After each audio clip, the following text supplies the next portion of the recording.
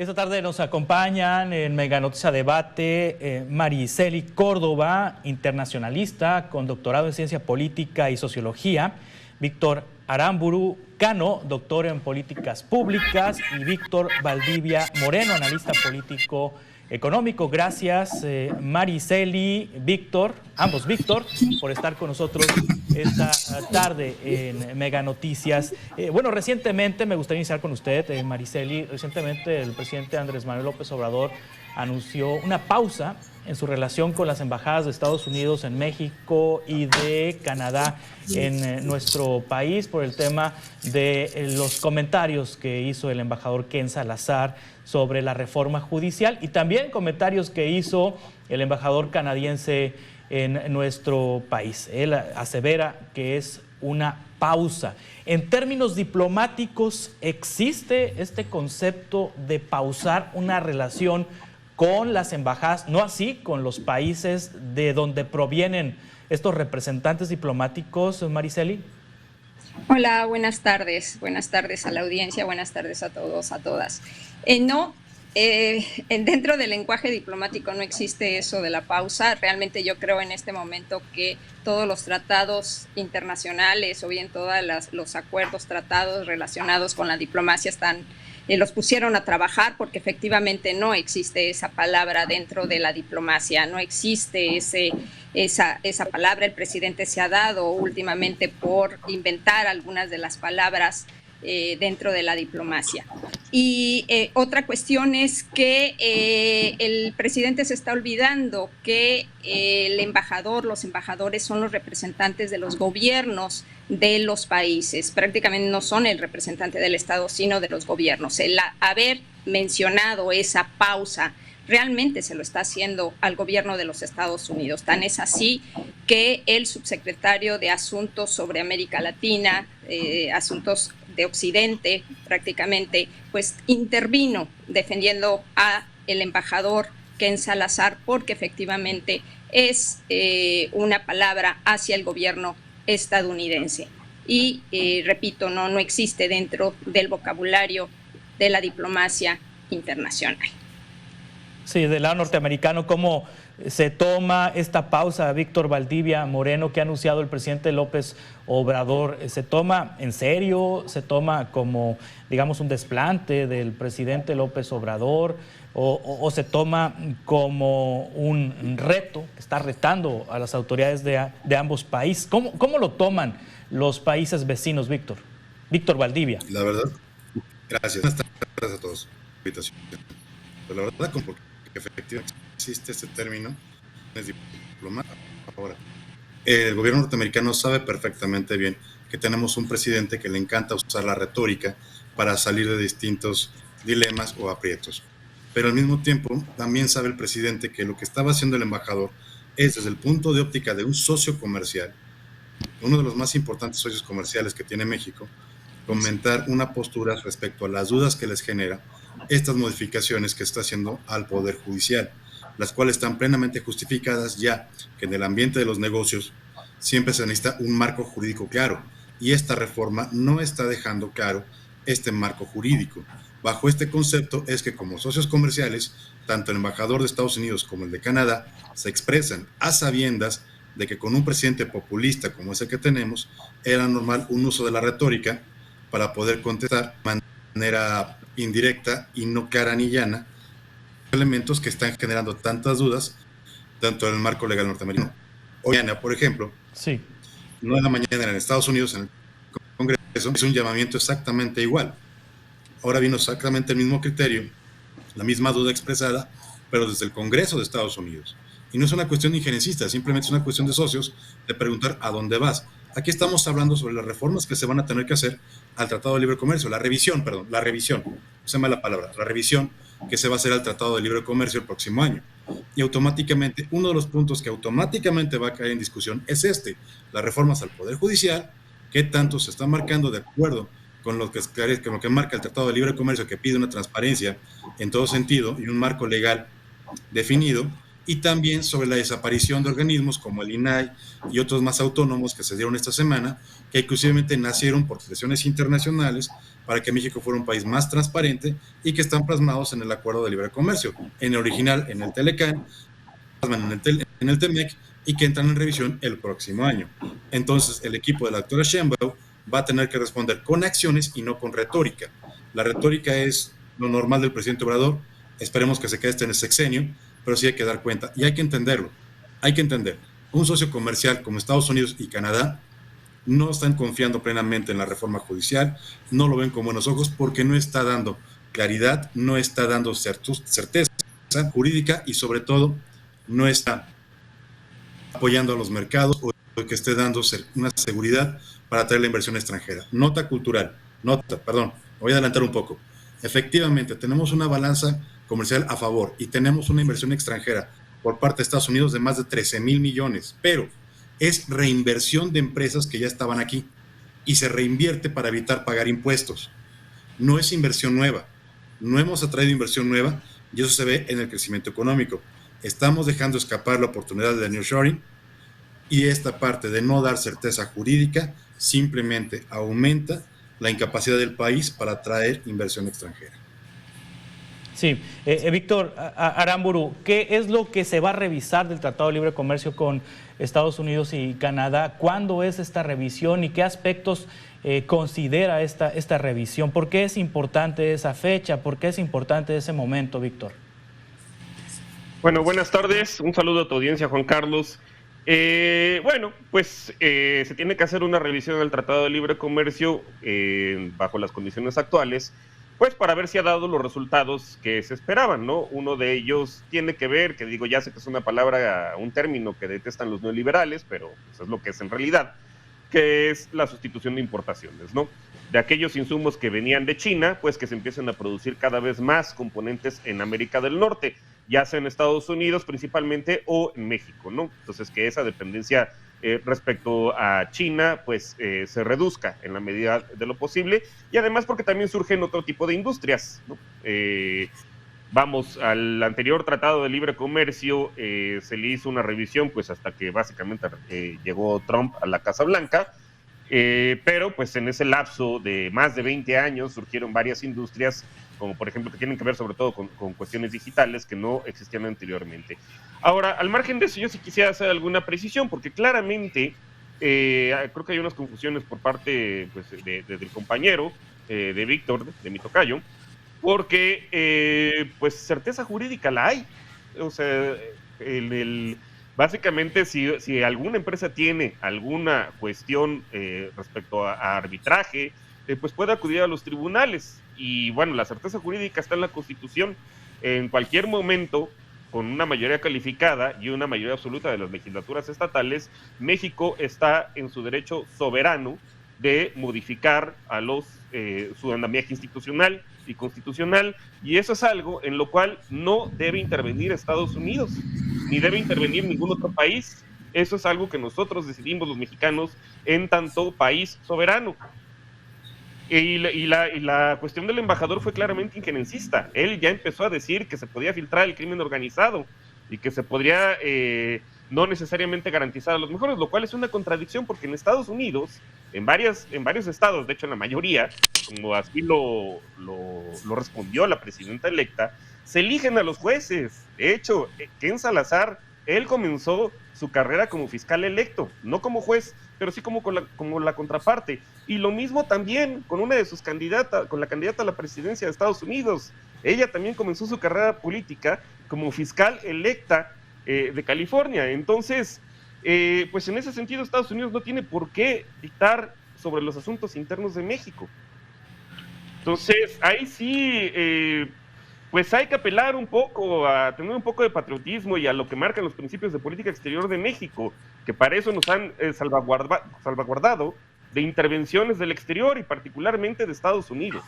Me preocupa pues que se trate de confundir una cuestión que tiene que ver con el Estado de Derecho y la certeza jurídica con el derecho soberano de México como país independiente para elegir su forma de gobierno y para modificar sus instituciones cuando así lo considere el pueblo conveniente. Sí, vamos a continuar ahorita, si me permite, Víctor Aramburu, volvemos con Víctor Valdivia, por si tiene algún comentario que hacerle sobre lo que usted le señala, y también con Mariceli Córdoba. Estamos en Mega Noticias Debate, hablando de la relación con Estados Unidos. A debate con Juan Carlos Zúñiga. A debate con Juan Carlos Zúñiga.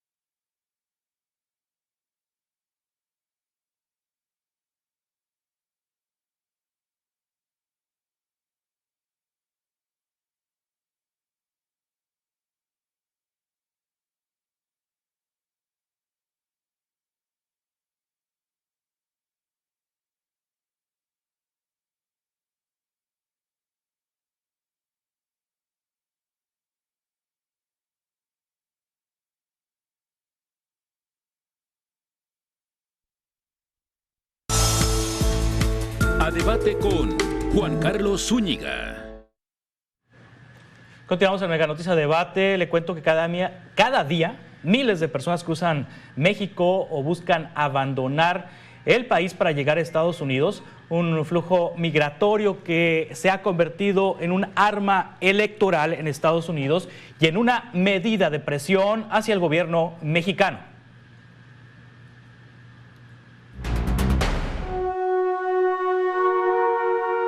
La relación México-Estados Unidos se basa en el comercio y la seguridad con un tercer componente, la migración. Mientras el gobierno estadounidense busca imponer mayores controles para frenar el ingreso irregular de miles de personas, impone presiones a México para contener este flujo y quienes no logran cruzar se quedan en el país con el impacto social, político y económico que significa. Según el Instituto Nacional de Migración, del 1 de diciembre de 2018 al 31 de marzo de 2024, 2.1 millones de personas ingresaron de manera irregular y solo 1 de cada 5 recibió un permiso temporal por razones humanitarias, pero sin opciones de empleo. Por otra parte, de diciembre de 2018 a enero de 2024, el gobierno estadounidense deportó a 1 millón de personas de origen mexicano. 1 de cada 10 son menores de edad. Un panorama que no cambiará en el corto plazo y podría agravarse si Donald Trump regresa a la presidencia de Estados Unidos y cumple su promesa de realizar deportaciones masivas. And they do come from prisons and mental institutions, and they are terrorists. And we're going to be paying a price, and it will be the largest deportation in the history of our country. And we have no choice. Lo que serían deportaciones masivas, ¿sí? Redadas al interior de los Estados Unidos, que son políticas que no veíamos quizá desde los años 50, ¿no? Y a los años 30 en Estados Unidos. Entonces vamos a ver si lo lleva a cabo. Desde la Operación Guardián impulsada por el presidente William Clinton, que militarizó la frontera en 1996, a la construcción del muro y el programa Quédate en México de Donald Trump, los gobiernos mexicanos han logrado pocos avances para garantizar la protección de compatriotas que buscan cruzar a territorio estadounidense o que ya viven allá. México debiera estar con un programa muy fuerte y proactivo de fortalecimiento de sus consulados en Estados Unidos. Este fortalecimiento pasa por más recursos. Muchos de los consulados no tienen los recursos humanos y financieros necesarios. Los controles migratorios y la creciente presencia de bandas dedicadas al tráfico de personas han elevado los peligros en esta frontera, que es la de mayor tránsito en el mundo, con casi 3 veces más movimientos que la frontera entre Siria y Turquía, el segundo corredor migratorio del planeta. Mega Noticias, Andrés Solís. Continuamos con nuestros invitados, con Mariceli Córdoba, internacionalista, con Víctor Aramburu, doctor en políticas públicas, Víctor Valdivia, analista político-económico. Es injerencia, nos dice Víctor Aramburu, lo que hizo el embajador Ken Salazar. Víctor Valdivia, ¿algún comentario? No, no es ninguna injerencia. Simplemente es un comentario por parte del Estado norteamericano, por parte del gobierno norteamericano, perdón. Estaba diciendo una tontería, por parte del gobierno norteamericano actual respecto a la postura comercial de Estados Unidos. Y punto número 1, compañero Aramburu, número 1, los jueces de la Suprema Corte norteamericanos son electos por el presidente, presentados por el presidente y electos por el Senado y el Congreso norteamericano. Y es un puesto vitalicio, no son por elección. Número 2, en Estados Unidos el sistema judicial son 51 procesos judiciales diferentes. Cada estado tiene su propia manera de elegir al juez. Aparte el federal, en el federal las elecciones son diferentes. 2, son más cuestiones locales, no es tanto federales. ¿Ok? Cuidado con ese punto, no queramos unificarlos. Y en ningún momento dentro del mercado marco norteamericano entra una tómbola. Cuidado con ese punto. Aquí en la parte que están haciendo, sí entra la tómbola. Ahora, hay elementos de la reforma judicial, y lo aclaro, que a mí sí me gustan. Ejemplo, se está hablando de que podemos tener jueces secretos para poder llevar a cabo juicios a criminales. Esto se hizo en Colombia, no es invención de México y les funcionó. Y esto era una propuesta que varias veces hicimos durante el periodo de Calderón y nunca nos pelaron. Qué bueno que lo están tomando. No, en Calderón se hizo y nunca se tomó. O sea, ay, por favor. Número 2, ten un poco de seriedad, compañero. Número 2, al momento que estamos hablando de esta parte, tenemos que entender que todo el sistema jurídico no está dando certeza por una pequeña razón. No estamos teniendo criterios más allá de la licenciatura para ser juez, mientras que los jueces electos por voto popular en Estados Unidos para ser candidatos tienen que pasar por entrevistas ante los congresos estatales y en algunos casos hasta dentro del mismo Senado norteamericano. Hay exámenes y hay muchos elementos. Acá no queda claro qué elementos tenemos para seleccionarlos. Mientras no tengamos claro el marco legal de cómo una persona puede llegar a ser juez y solamente se hable de la elección popular o de una tómbola, cualquier persona con dinero va a poder ser candidato. Y automáticamente viene el problema. ¿De dónde va a salir ese dinero? No es una cuestión popular de que yo porque el pueblo me representa, no. Al momento que sale una persona a hacer campaña política, automáticamente va a necesitar financiamiento.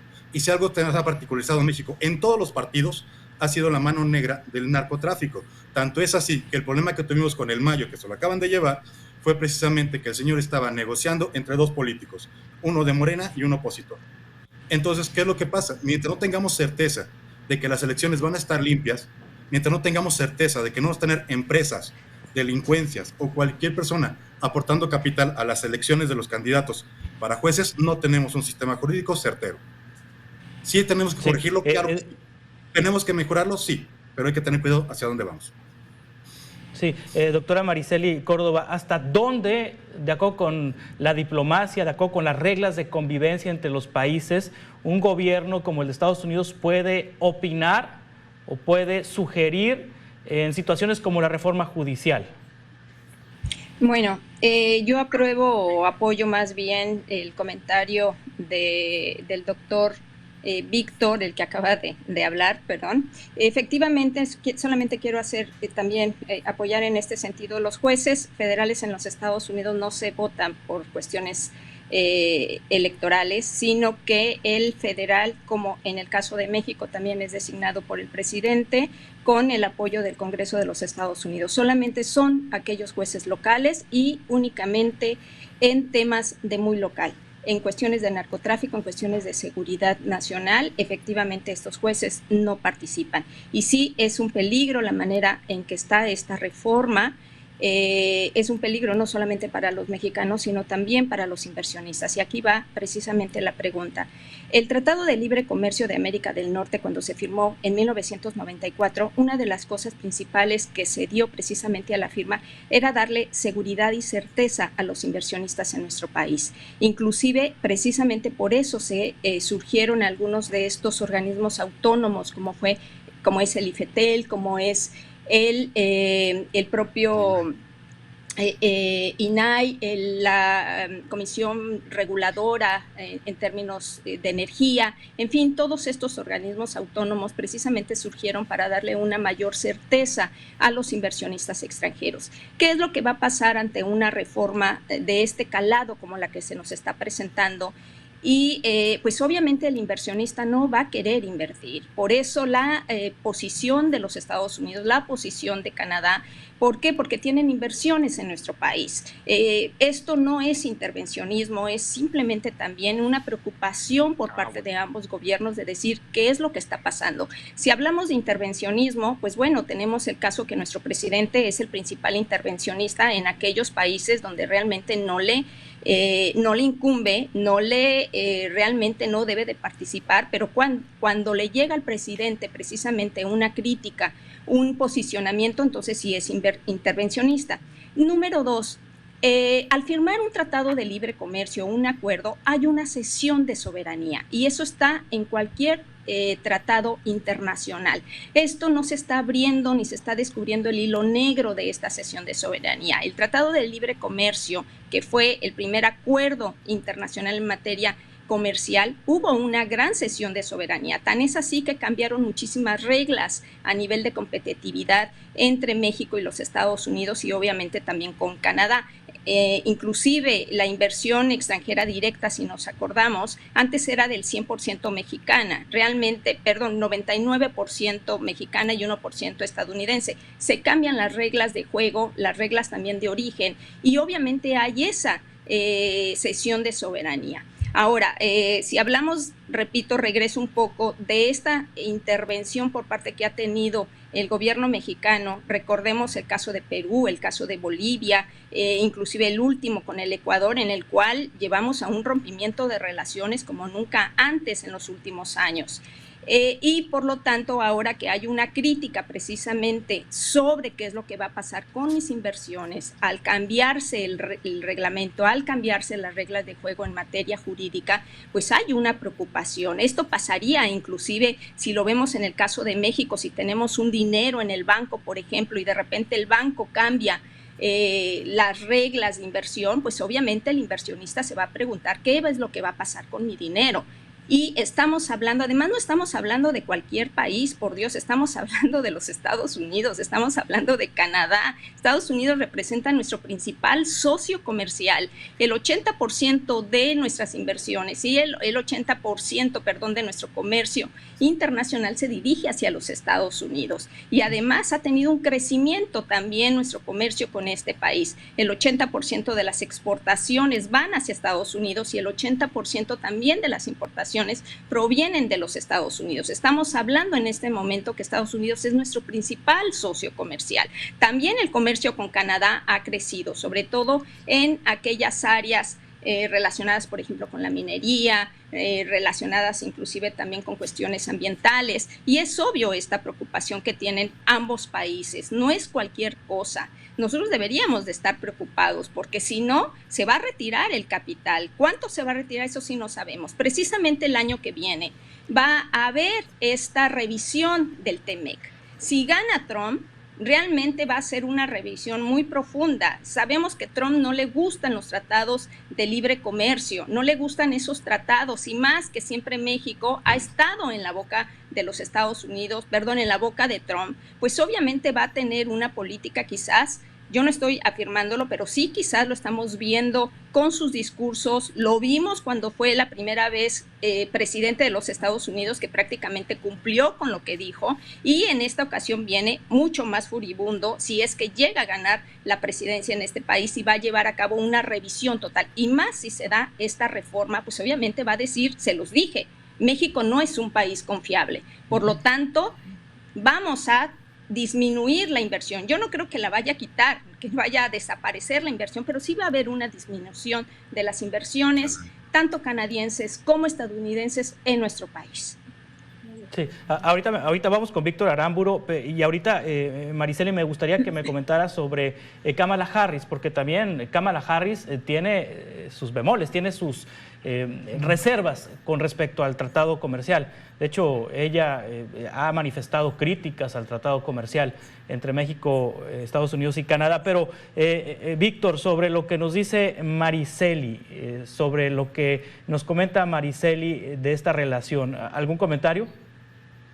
Pues muchas falacias, porque que yo recuerdo el Tratado de Libre Comercio, la primera versión del Telecán fue firmado en 1994. El INAI, en su momento IFAI, se crea en 2007, entonces pues yo no puedo, no me cabe en la mente cómo es posible que eso haya estado incluido en un tratado que se firmó en 1994 y este órgano autónomo se crea después, pues hasta 2007. Y ni hablar de la COFECE, porque esa se le dio autonomía hasta 2015, ¿no? Como parte de las reformas del Pacto contra México. Se mencionaba también por ahí, pues el supuesto peligro de que lleguen personas asociadas al crimen organizado si los vota si hay voto directo, ¿no? Por parte del pueblo. Pero pues yo me preguntaría entonces de dónde salió García Luna, ahorita que estaban mencionando a Felipe Calderón, y eso sí está preso ya y comprobado en Estados Unidos, y sus lugartenientes también, que también varios de ellos están presos, como Cárdenas Palomino aquí en México, ¿no? Ni hablar del ministro Eduardo Medina Mora, que también fue procurador con Felipe Calderón, y que pues él solito decidió renunciar a ser ministro de la Suprema Corte porque pues tenía varias millones de libras esterlinas de enriquecimiento inexplicable. Así es que ninguno de los dos mecanismos es salvaguarda para evitar que se filtre gente indeseable a los órganos de justicia, ¿no? En el caso de García Luna, la Secretaría de Seguridad Pública, que su jefe Felipe Calderón lo puso ahí, y en el caso de Eduardo Medina Mora, pues también como ministro, y fueron designados. Entonces, y bueno, se habla también de que en Estados Unidos efectivamente los propone los jueces, el presidente, y pues imagínense, ahorita tienen que fueran vitalicios, ahorita tienen una mayoría conservadora, son precisamente los que les quitaron el derecho a las mujeres a decidir sobre su cuerpo a nivel federal y lo delegaron a que sean los estados, en este caso, quienes decidan, y pues ya sabemos que hay estados que son fuertemente conservadores. Entonces, pues en ese sentido, yo no pondría a Estados Unidos como un ejemplo. Y respecto a sesiones de soberanía, efectivamente se cedió muchísima soberanía cuando se firmó el primer Tratado de Libre Comercio, tan es así que pues ya sabemos todos los daños que han causado y la falta de pago de impuestos por parte de las mineras canadienses, que por cierto, hasta esta administración se ha multiplicado por 10 la recaudación, simplemente con aplicar la ley, no con subir impuestos ni nada. Se está pagando por primera vez. Mencionaba también aquí el compañero Víctor respecto de una manera muy alarmista que las inversiones que han habido actualmente pues son reinversiones. Pues en realidad siempre ha sido así. El único año donde las nuevas inversiones fueron mayores que las reinversiones fue en el segundo trimestre. Lo estoy viendo aquí, son datos públicos, los pueden consultar en Data México. El único año donde las nuevas inversiones fueron mayores que las reinversiones fue en el segundo trimestre de 2013. De ahí en fuera, ustedes lo pueden ver de manera sistemática, han sido las reinversiones mayores y vemos la explosión, año récord, el primer trimestre de 2024, donde la cifra de reinversiones, pues de utilidades, pues ha sido mayor a todos los años previos, ¿no? Entonces, pues no hay que ser alarmistas o no hay que ser mentirosos de decir que ya no van a llegar las inversiones, porque pues lo que estamos viendo ahorita y en toda esta administración son cifras récords de inversión extranjera directa, sí. Y lo hemos visto también como porcentaje del PIB, que de hecho el año anterior alcanzó hasta el 24% la inversión tanto pública como privada, aunque 9 de cada 10 pesos son privados, como inversión como porcentaje del PIB, y eso pues redituó en el alto crecimiento del año pasado. Entonces, sí los invitaría a que revisen sus cifras, porque también por ahí mencionaban que la mayor parte, que el 80% de las importaciones provienen de Estados Unidos, ¿no? Son con el 42.7%. ¿En qué exportaciones? Públicos. Sí, en exportaciones, pero no en importaciones. En importaciones es el 42.7% y para China es el 19.1%. Todo esto, afortunadamente, son datos públicos que cualquiera puede consultar en Data México, lo pueden consultar también en las páginas de la Secretaría de Economía. Vamos a continuar con esta conversación ahorita en un par de minutos, si me permiten. A debate con Juan Carlos Zúñiga. A debate con Juan Carlos Zúñiga.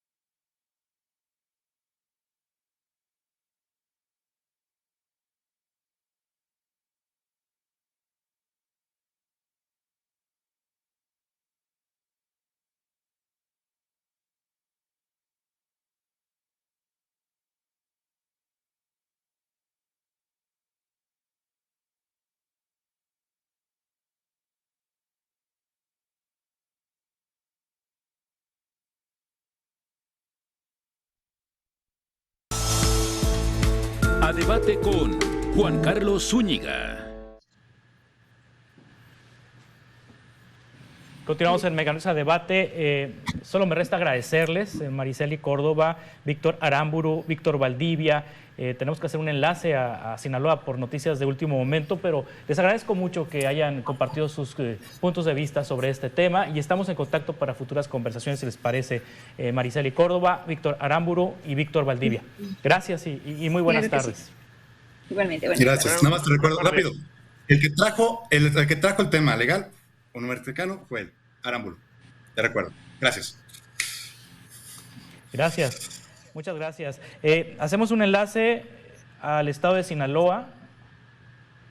En Culiacán se están llevando a cabo ahorita acontecimientos de violencia, civiles armados, y quitaron camiones para realizar narcobloqueos en la salida norte de Culiacán.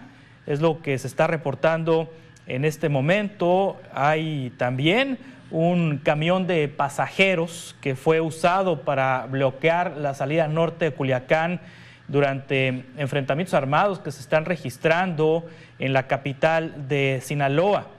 Comerciantes del centro de Culiacán han suspendido actividades debido a la situación de inseguridad por la que atraviesa el municipio. El centro de Culiacán en estos momentos luce abarrotado de personas, pues no hay servicio de transporte público. También hay suspensión de clases en Culiacán, Sinaloa, en el turno vespertino por la situación de seguridad, por los reportes de enfrentamientos armados y los bloqueos con el secuestro de camiones.